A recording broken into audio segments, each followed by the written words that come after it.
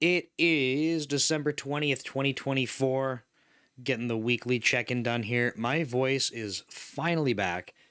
It's been absolute hell the past 2 weeks because I've had a chest infection, which really wasn't that bad to deal with from like I don't know, like a cold perspective. I just realized this camera's up way higher than normal. Like, why is my neck straining to look at this thing? Anyway, that was a bit of a pain in the ass because I couldn't record much. I mean, I couldn't record anything for Dev Leader, which is awful. Like, I had 2 weeks of, I'm like 2 weeks behind on content, and it sucks. Really not happy about that. But the reality is, I was also super busy with work, so kind of like, I don't know, maybe there's some silver lining somewhere there where it's like, kind of gotta do the important stuff first, and I think it just felt bad that I could not do the other things. But the reality is, it probably would have been pretty rough otherwise. Now, so stuff at work is good. We are kind of winding down at the end of the year just because there's so much vacation that happens. I'm not taking like extended time off or anything, so I'll be around. But just touching base with the team for folks who are going to be out. There's going to be different periods of people's like vacations and stuff overlapping and not. So just figuring out that kind of stuff. And then of course, as soon as we come back in the new year, it's gonna feel like a whirlwind once again because everyone will be refreshed from having some time off, and it'll be time to get back into things. So it's like I always think about this stuff like a calm before the storm, right? It's like cool, like it's gonna feel like it's slowing down, but like it doesn't actually slow down, right? It's a temporary thing if we have that feeling. So it'll be good though. Team has been working really hard all year, and I'm sure they were working hard before I joined up with them and stuff. So it's well deserved to get some time off. So be looking forward to that. But like I said, for me, I'm going to be around. Most of my vacation will be right here. I work usually if I'm not in the office, I work right here. So you know, it's not going to be much different for me. Um, that said, so like honestly, dev leader stuff's been super slow.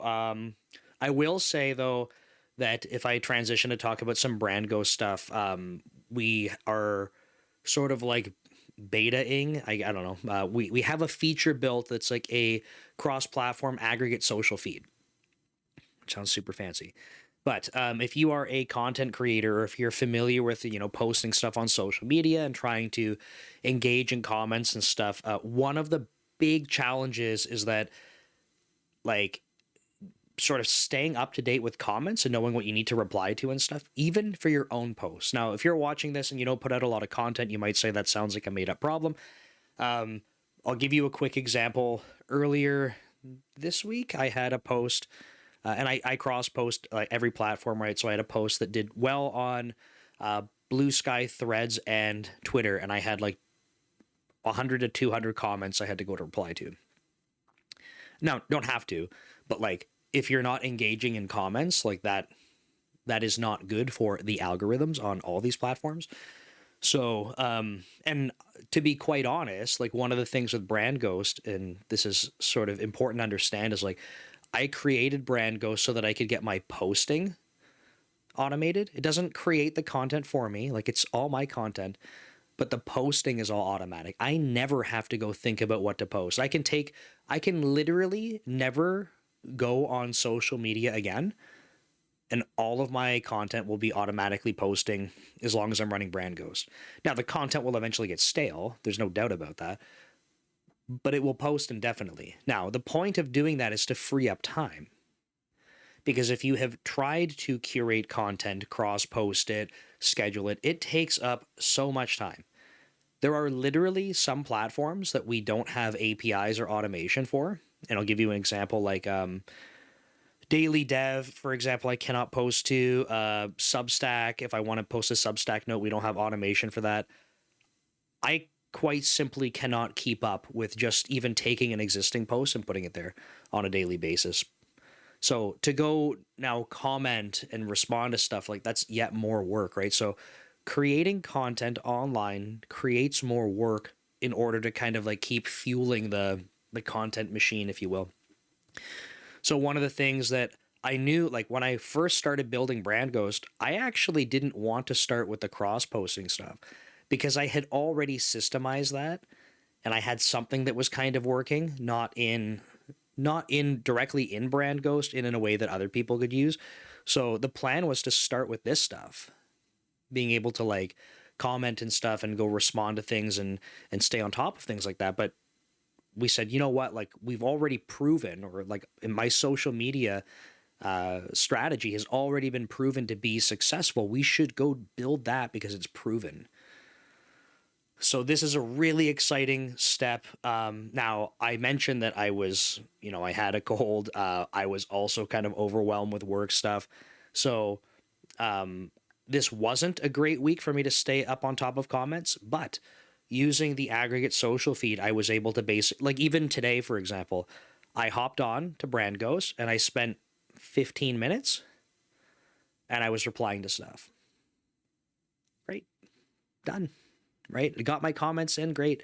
But the next thing that I want to build into that is not just responding to your own posts and comments on your posts, which is important, but now it's going to be about your social circles.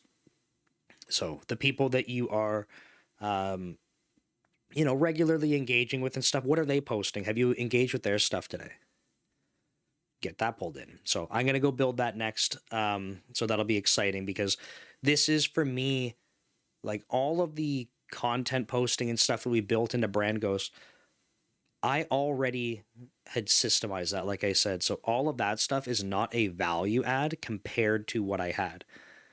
It's a cost savings. It's a tremendous cost savings. So that's good. Not complaining about that. But in terms of my content strategy and my interactions on social media, this stuff that we're building now is like game changing. So this is going to be the stuff that levels up my content. And I can say this confidently that once we have the stuff that we're trying to build with the aggregate feed, once I have that in Brand Ghost, I'm confident that in 2025, just by being able to stay on top of comments and engaging that way, I'm confident, like not on YouTube's different, but like if we figure it out for LinkedIn, for Twitter, for Threads, for Blue Sky, I'm confident that these platforms will explode because that's how you get the impressions, is through commenting. I might even be interested to see it get done for Facebook. So I've always used this as an example. I post all the same content to Facebook and LinkedIn. I think I have 22,000 followers on LinkedIn and like 600 on Facebook. Guess which platform I spend more time commenting on? Guess which platform I never comment on? So if I could find a way to like use it as a bit of a case study, I wonder if I could get my Facebook following up tremendously. So we'll see. So lots of cool stuff coming with Brand Ghost. We're looking into some gamification because we want to make sure that as we're onboarding people in their, not just to our platform, but like sort of in their content journey, that they have an understanding that they need to be like putting in time to it. So for example, if someone wants the free tier where they can post, cross post to all platforms for free, and they're like, I don't have like, I don't want to pay yet because I don't have the need to go posting stuff recurring. I don't need the fancy features. We still want to guide people down this path where it's like, hey, look, like, how do we get you to a point where you can be consistent with posting content? How do we get you to a point where you're consistently replying to stuff, engaging, right? We want to make sure that we can do that and sort of guide people down the path to take the right steps for content creation. Now, for some people, they might not care, right? Some people might just say, like, I just got to get the bare minimum done. Like, this is part of, maybe we have a business and we just want to keep it afloat. But when people are ready to try going to the next level with content, then we want to make sure that we're gamifying, we're educating so that people are like, they feel incentivized to come back and like get the work done, because it's not free. It doesn't just happen overnight, even with a lot of automation. We're certainly not going to just be automating comments and having like vomit comments, just AI vomit everywhere. It's so awful. It's so awful. But we know for a fact that the thing, like especially on LinkedIn, what drives impressions is comments. The biggest creators on LinkedIn, the biggest creator that I'm aware of that in terms of growth rate, same as Jasmine Alec. I think over the past 2 or 3 years, he has less than one post per day. If you look at his stats, but he's has said this. He comments 200 to 300 times per day. That is absolutely mind blowing. Granted, this is what he does for a living, but that's mind blowing. 200 to 300 times per day is nuts.